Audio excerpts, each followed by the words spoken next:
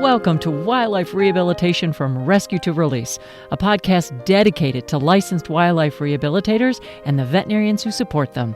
I'm your host, Gail Buell. Techniques we discuss here are meant for licensed wildlife professionals. If you aren't licensed and trained for wildlife rehabilitation, do not attempt to capture, hold, or rehabilitate any wild animal. If you find an injured wild animal, a wildlife professional can recommend next steps. We will tackle topics about rescue, care, management, reconditioning, and releasing wildlife found in North America. This is a deep dive into each subject. We hope to give rehabilitators information they can use because they're already going to great lengths to rescue and nurse animals back to health. There are three possible outcomes in wildlife rehabilitation: release, euthanasia, and placement. An injured or orphaned wild animal's journey to restored health and independence in their natural habitat is delicate and complex. We draw techniques and expertise from many disciplines. Many animals brought into rehabilitation cannot be saved. The last gift we can give them is humane euthanasia. We'll talk more about when this is necessary. Sometimes animals are deemed non-releasable and evaluated to be suitable for a life in captivity. When that happens, we shift to a long-term approach to managing their care, training, and housing. Some such animals serve as ambassador animals, a term for animals that rehabilitators use to educate the public. Each episode, we'll speak with experts who represent specialty topics across the profession of wildlife rehabilitation, ambassador animal care and management, showcasing best practices. Welcome back. If you're just joining us, this is part 2 of my recent talk with Amanda Nicholson, social media guru and senior vice president of the Wildlife Center of Virginia. In part 1, episode 13 of this season, we covered a lot of ground, including a working definition of social media, choosing and using the right platforms, and even how to handle trolls. Now we dive into some specifics about social media content strategy, social media as a tool for fundraising, and measuring impact of your efforts. So let's jump right back into the conversation. With the posts, you can write the post, you can choose the pictures, you can have it evaluated if you need to or want to. And in fact, I have done that and I'm an independent rehabilitator, but I have done it for other folks that I work with. And I don't have a social media presence, but there's a lot of independents or small centers that do, which I fully support. But because I've taken a lot of classes from Amanda on social media, I have offered and have done that. They're like, well, we want to post this. Can you look at it? And so I'll look at it and say, hey, can you crop this picture? Or, hey, I would say it this way, not this way. Yeah. Just to, kind of give it that more educational bent. So I just want to put that out there that you don't have to be part of a larger organization to have somebody else help you. Right. Yeah. And even somebody that is not in wildlife rehabilitation but is in communication can help you if you give them some guidelines of what you're trying to say. Yeah, voice, for sure. That kind of thing. But so those kinds of posts you can schedule, you can have them looked at, you can have them reviewed. Like this podcast is a recording. So, there's going to be a few edits, right? There's, that kind of thing. It gets reviewed before it gets put out. But live streaming is live. It's live. So talk a little bit about that. Pros, cons, like, don't like, beneficial, not, what?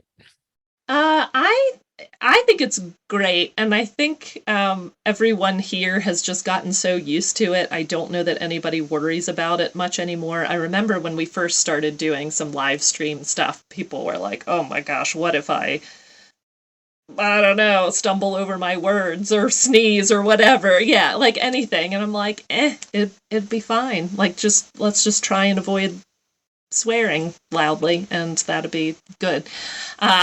So I used to, in the early days, when I would do a walking live tour with my phone, I would tape a fluorescent sign on my chest and on my back that said, caution, live stream in progress, just so people could see me coming or going. Perfect. So I do. So maybe that's a pro tip. Because That's we a do. pro tip. Yeah, we have a lot of students here, students and volunteers. So like maybe the staff know what I'm doing, but the students may not have necessarily gotten an email or a message or whatever. So just to warn them not to, be really awkward or whatever.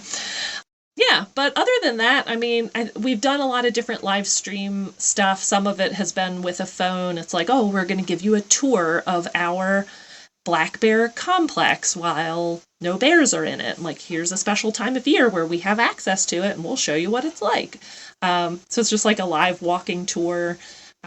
We also will do some kind of like fancier production utilizing Facebook as well, where we're sitting behind a laptop and like pulling in some camera feeds or some audio or a Zoom call and use Facebook to push it out, which can be fine too. And sometimes people stumble over their words or they sneeze, and that's fine because we're all humans. I don't know. I think it's more interesting anyway, of just when people can talk like they're having a normal conversation.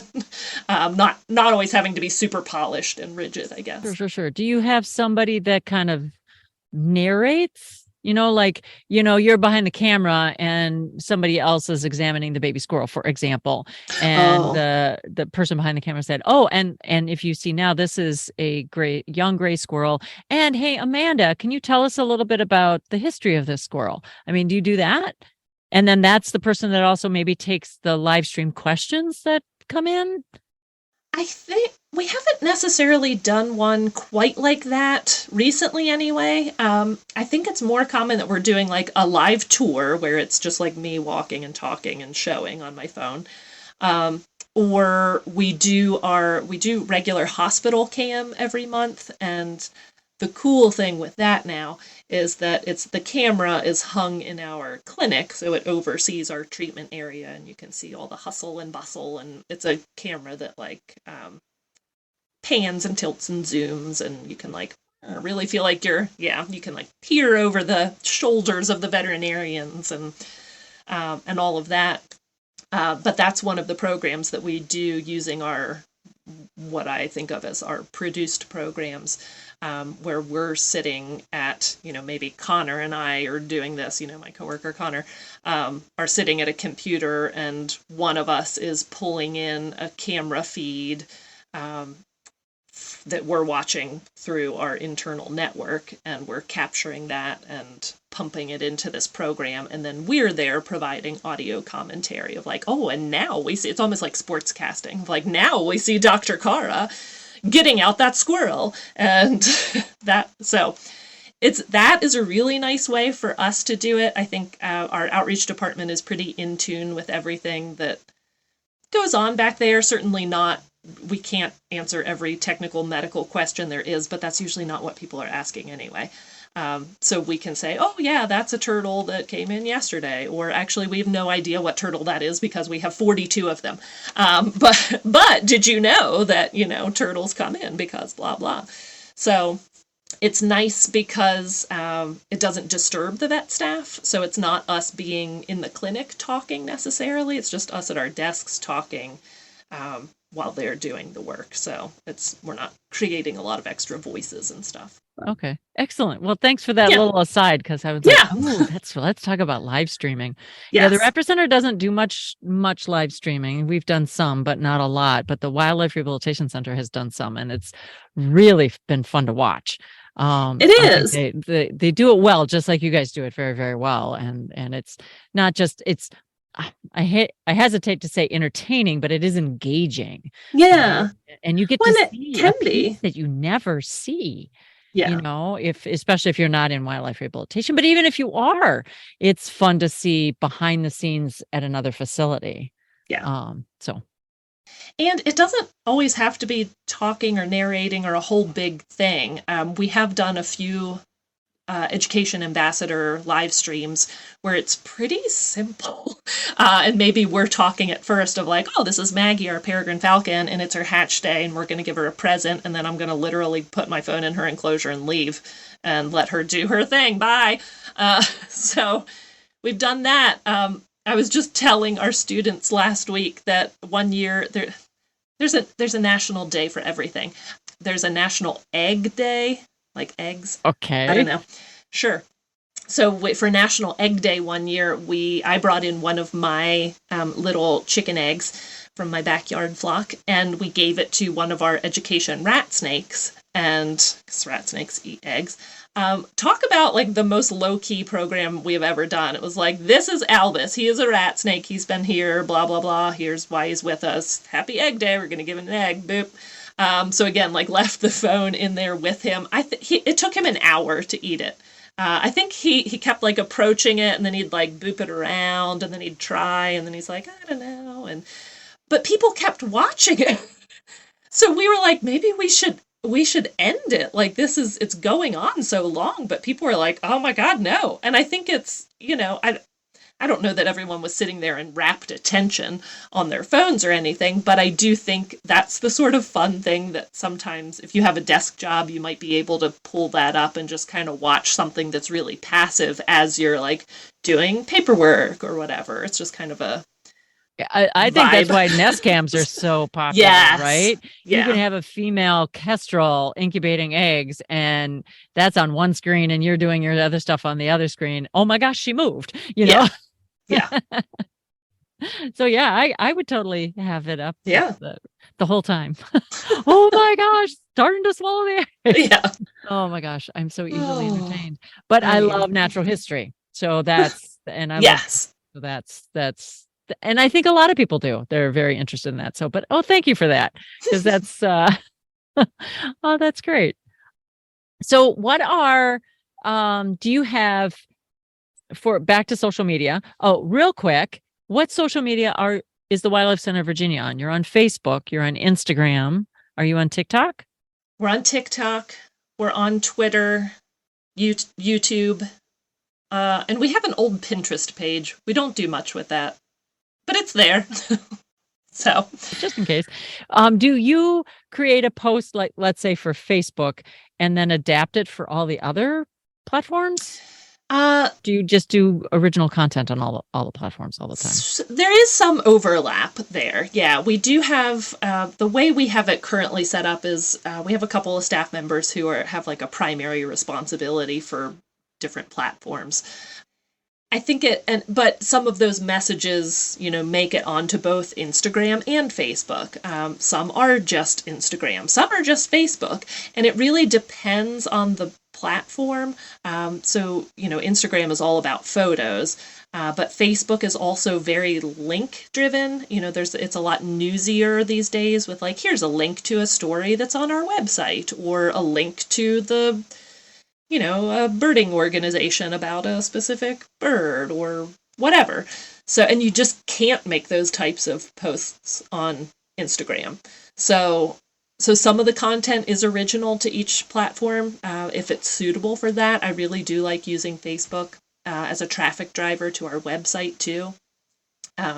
So, we may, if we have like a new bear cub that was admitted or something, we'll typically write up a story on our website about it, and then I'll grab an image and post it on Facebook and like grab a little blurb from the story and then say, for the full patient story and to see this bear on Critter Cam, come on over to the website. So I'm always trying to like lure people back to the website, because the websites are, it's like one of my children here at the center, but well, it's hefty and it's got a lot of information, and also how more you can get involved, and whether it's donation or volunteering or whatever. So do your social media, do you expect them to raise money? Do you use them for raising money? We make donation requests on there intermittently. I never push really hard for it, because I don't think that's the point of social media. People are not picking up their phones mindlessly to say, let me get on Facebook to see where I can put my money today. They're getting on Facebook to say, what's up? What's the news? What's up with my people? Where are the funny cat videos? Totally. Or the pictures. And I use Instagram for pictures too, but man, I definitely, if I'm just waiting in line at the grocery store, I might be just scrolling Facebook just to look for pictures.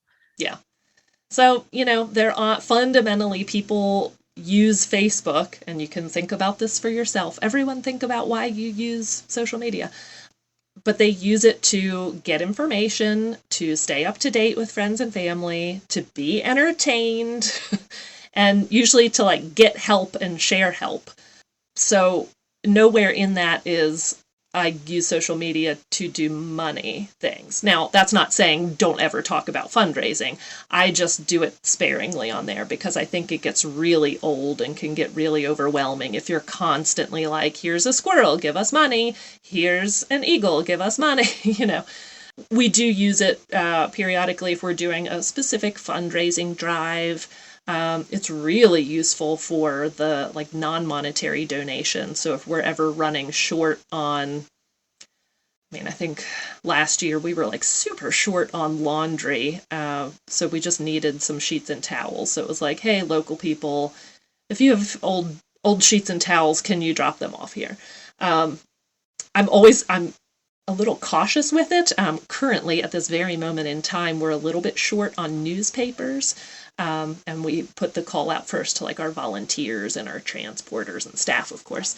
I was like, let me know if I should put it on Facebook, but oh my gosh, word of warning, like we might just be swimming in it. So we'll do those types of requests, and yeah, certainly we'll, in conjunction with our development department, if we're doing like a spring appeal, we'll probably have some social media component on there as well. But I just really like to mix it up on social media, particularly Facebook. So Facebook is where I spend most of my time for the Wildlife Center, and is our oldest platform that we've been on, right? Because it's one of the oldest.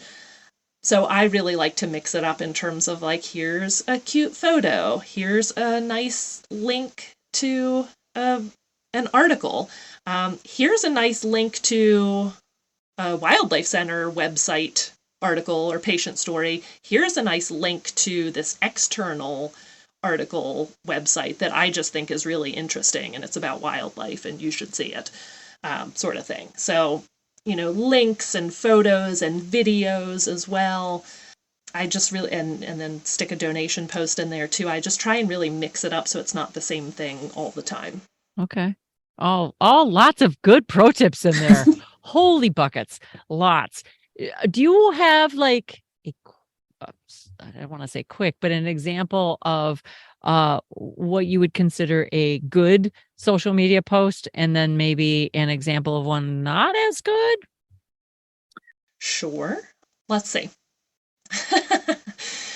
Well, if I'm thinking of good social media posts for us, and again, my default is I'm going to think about a good Facebook post in particular, because it's what I'm most familiar with. For us, hands down, the best posts are always what I consider to be educational meme photos. And when I say meme, I mean it's like some sort of graphic, it's an image, but it has some text on it and a photo usually. So we have at the center a lot of helpful memes for like what to do if you find a baby rabbit, what to do if you find a baby bird, don't release balloons, don't litter, all that. It's skunk season, they're crossing the road, that sort of thing. So all of those memes are a nice image. It's branded with the Wildlife Center's, branding materials and our little logo. There's, usually a headline, there's a nice big image of whatever we're talking about, and there's a little bit of text, and sometimes it's hard because you really gotta like strip down that text to not be too wordy. So those by far do the best for us. And I think it's interesting because that fits right in with that reason of why people use social media. One of those reasons why people use social media is to get information, to get help, and to like help inform others. So I think that fits right in there where people are like, oh my gosh, look at that. Yeah, watch out for skunks on Valentine's Day because it's breeding season. Yes, like I think people are like, that's why I saw skunks on the road, or why I've seen so many recently, and then they share it. Or maybe they know it and they're like, I know this thing because I know a lot about wildlife, and they share it with their friends and family. Because we're all also cultivating this online persona on our social media accounts by the things that we post or share or whatever, right? That says something about you. You want your friends and family to know that you care about XYZ. Yeah, everybody. It's always the animal stuff that I Right? share. Yeah. You're talking about those memes. It's like I totally not only save those posts, but I do share them. That is one of the things. Yeah. You do. That's Gail's social media persona. You share you share a lot about wildlife education. And people, so people cultivate that. And I think that's the sort of info they like saying, hey, did you know? Here is this helpful thing to you in case you encounter this. So to me, those are always really good posts. I mean, they're, of course, good posts for us organizationally, too, because it's fitting in with our mission of we are here to educate people, to teach the world about wildlife and the environment. So we want to put out a lot of good educational content that's going to help people and help wildlife. So that's an example of a good post. I'm just going to throw it out there. Yeah, There's please. actually a Facebook group now on something like this. There's supposed to be crappy photos, crappy bird photos. That's the page. They want just the wingtip or the tail or whatever. I mean, that's what they want because it's hilarious. But I think if you're going to use photographs on a Facebook post, they should be in focus. Yeah. They should, like you mentioned earlier, showcase best practices, things like that. I don't know if you have anything else as far as like what you like. If there's definite don'ts, maybe we could just bleed into that. That's a bad phrase, but not maybe necessarily an example of a bad or a challenging post, but maybe any definite don'ts on social media, like blurry pictures. Like blurry pictures, yeah. I mean, I think in going along with the don't post this thing too, I think it's like, let's not badmouth each other or throw shade at each other, right? Like, obviously don't openly be like, well, I think Gail's rehab operation is garbage. Like, that would be very overt. Don't do that. But no. But like, I don't know. It's a small community. It's a small world. Like, we get it. If you're being subtle and kind of like other wildlife places in our state don't blah, blah, blah. Like, everyone can read the passive aggressive insinuation. It doesn't feel good. It's not really a nice working together feel. So I think we try and be really respectful of everyone. Especially, if you don't know all of the information. But I do see some organizations doing that where it's just kind of like taking a little jab at other people in the field, which it's not a good look, honestly. I'll tell you, it's much more memorable to me when now I'm getting back into the do's, but it's much more memorable to me when organizations share wildlife content from like sister organizations in the field. It's actually something that I think a lot of people are afraid of like, oh my gosh, if me as the Wildlife Center on Facebook shared a post from the Raptor Center, like, oh my gosh, what if all of our followers instantly were like, oh my God, I'm going to give all of my money to the Raptor Center and I'll stop donating to you. But I think that's kind of the mental exercise that people go through of like, don't tell them that there's a Raptor Center because we have to, safeguard our supporters. But to me, it's actually really lovely to see people working together, and it actually makes me think even better of them. And I have seen people do that really well, where they're just like, our friends at the Wildlife Center of Virginia shared this great information. Like, yeah, we're not going to try and pretend like, we came up with it or whatever. I don't know. So I love to see organizations working together and giving shout outs to each other. So I'll do it right now. Rockfish Wildlife Sanctuary, which is, yeah, they're great. Yeah.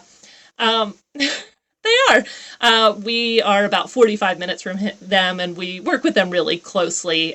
They tend to send us a lot of injured cases because we have the vet staff here, and in turn, we tend to send them a lot of healthy babies that just, get more time and special attention from their rehab crew there. So it's really lovely, and we're, in constant communication. But they also have a really lovely social media presence, and they have a nice voice. Again, coming back to that person at the party analogy, I think of them that way, of like they seem warm.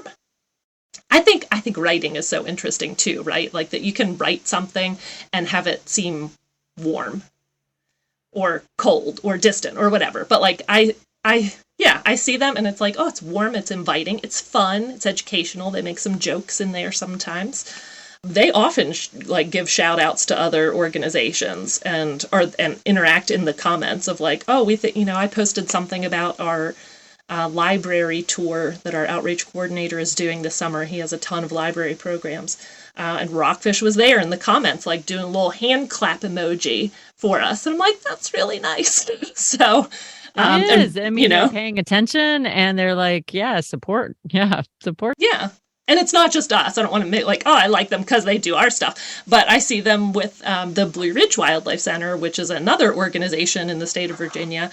And they're sharing their posts. And they're like, oh, we love, Blue Ridge. And it's just so lovely to see people working together. So. Oh, right. No, I agree. And we are so much better together than we are separate. And you're right. All of us are representing all of us. Yeah. So not just...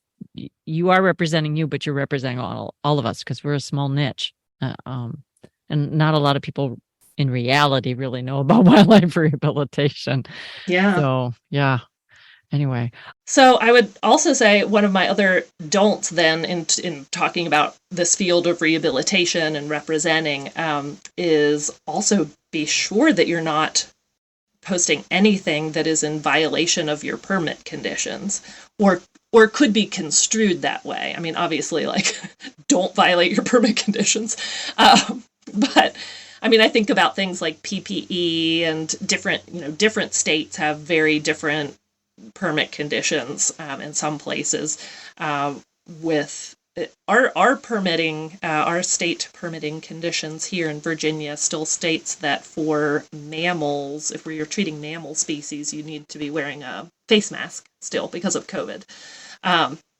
And there's some additional PPE stuff with fawns because of the fawns deer reservoir for COVID. You have to be very careful. But so that's really good points. So if I'm going to be posting a fawn photo on Facebook, those people better be in full PPE gear because yikes, otherwise we're in violation. I mean, obviously they should be doing that anyway, but I think that also comes into play with having or knowing your organization's social media guidelines.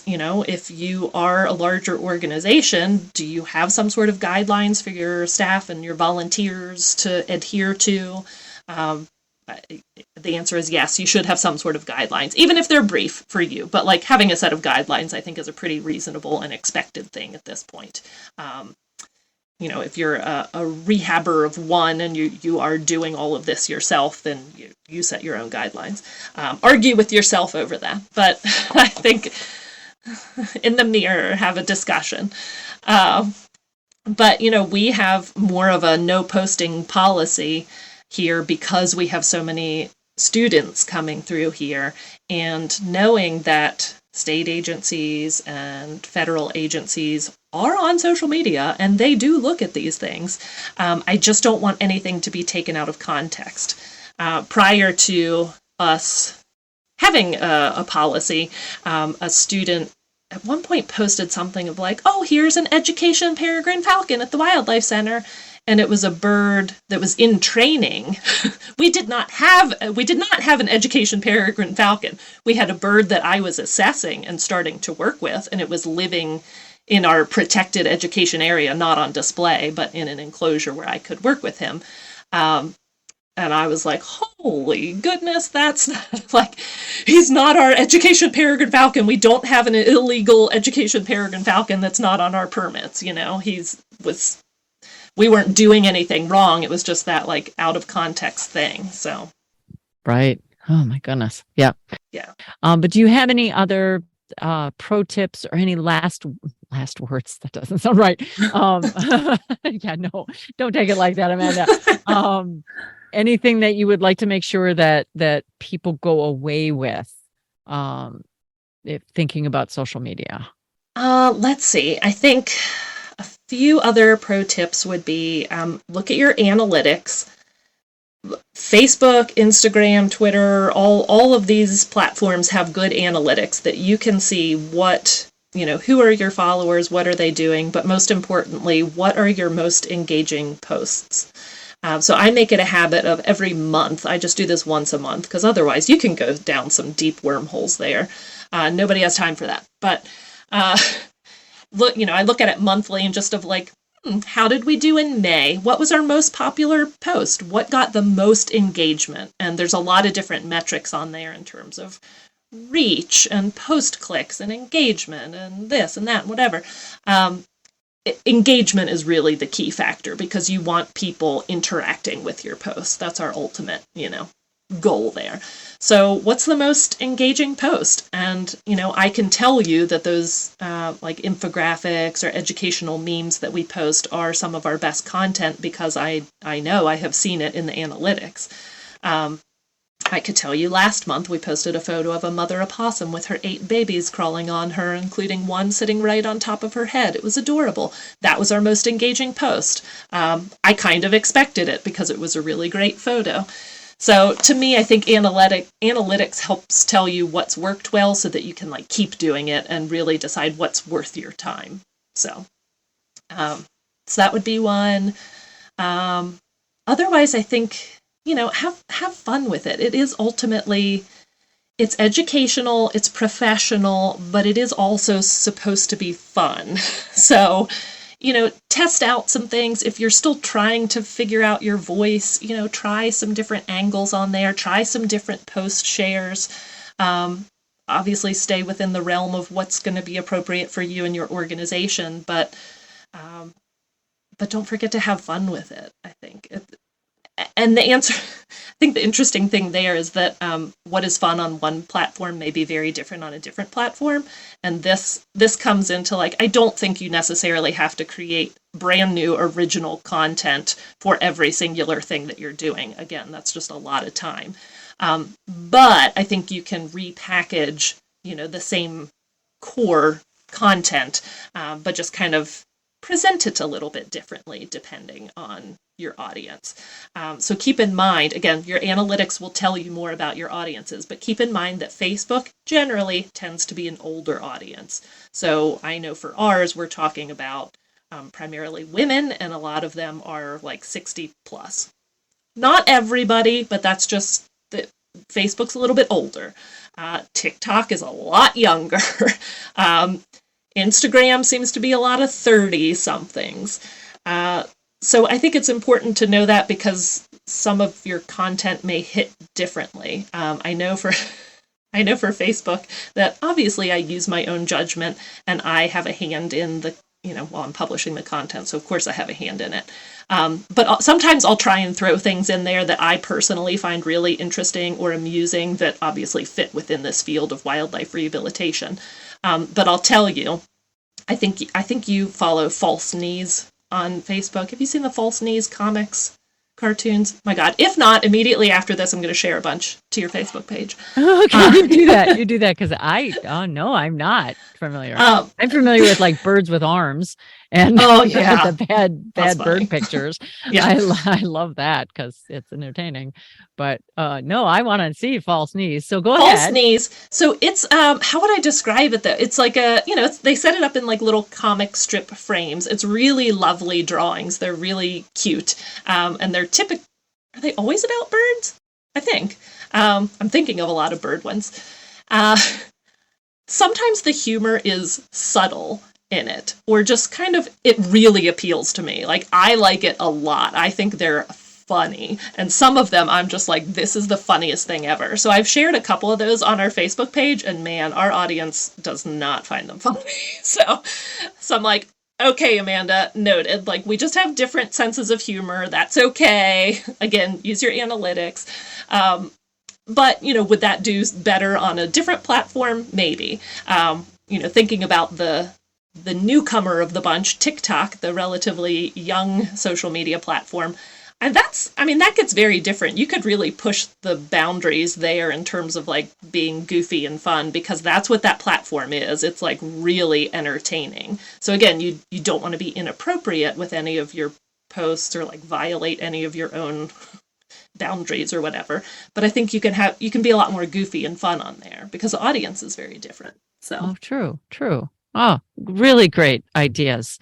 Lovely ideas and great do's and don'ts and lots of pro tips. I just love it. And for those of you, maybe here's the last question. The last question is should you be on social media with your wildlife rehabilitation? I think you should be. It's still where the people are. There's a lot of people on social media, again, varying demographics and numbers on different platforms out there. But I do think, whether you love it or hate it, people do spend a lot of time there. So I think that can be a really valuable opportunity to represent our field and provide some really good education. Okay. Oh, I think that's a perfect place to end it. Amanda Nicholson, I can't thank you enough. This was a lot of fun. I hope all our listeners thought it was as fun as I did. I had a great time, and Awesome. Thank you very, very much. And we'll hopefully be talking to you soon. Yes, thank you. I had so much fun. Happy to share. And if anyone really wants to nerd out more on social media, I'm at the Wildlife Center of Virginia. You can look me up or just ask Gail. And thank you so much for having me. And let's do it again sometime. Thanks for joining us for another episode of Wildlife Rehabilitation from Rescue to Release Season 2. That was one of my go-to experts on managing social media for wildlife rehabilitation and conservation, Amanda Nicholson. Amanda joined me via Zoom from the Wildlife Center of Virginia, where she serves as Senior Vice President. Be sure to check out our show notes for links to articles she has written and also to the Call of the Wild Conference for Wildlife Rehabilitation. This is a can't-miss opportunity for continuing education. Wildlife Rehabilitation from Rescue to Release is a production of Partners for Wildlife, working hand in hand with wildlife rehabilitators and veterinarians to improve the welfare of orphaned, ill, and injured wildlife. Our executive producer is me, Gail Buell. I'm the Partnership Coordinator for Partners for Wildlife at the University of Minnesota College of Veterinary Medicine's Raptor Center. To learn more about the Raptor Center and Partners for Wildlife, visit raptor.umn.edu. Our producer is Kirk Clockey. Special thanks to our guest Amanda Nicholson. Also to Partners for Wildlife and the Raptor Center at the University of Minnesota College of Veterinary Medicine. And that's our show. Hope you'll join us again next time.